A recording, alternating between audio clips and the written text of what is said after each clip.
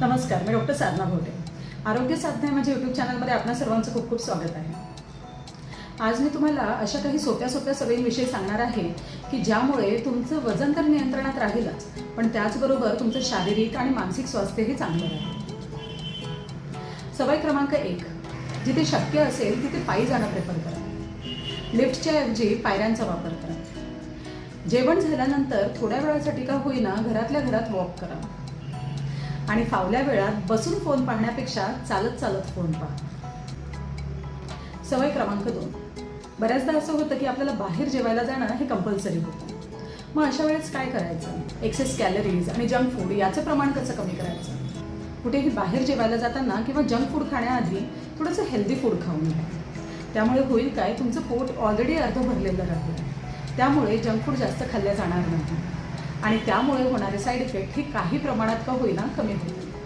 सवय क्रमांक 3, कधीही जेवण करण्याआधी आपल्या आहारामध्ये प्रोटीन्सचं प्रमाण किती आहे किंबहुना ते आहे की नाही हे पडताळून पाहायला शिका. कारण प्रोटीन्सच्या कमतरतेचा संबंध हा डायरेक्ट वजन वाढण्याशी किंवा मानसिक स्वास्थ्य असंतुलित होण्याशी असतो.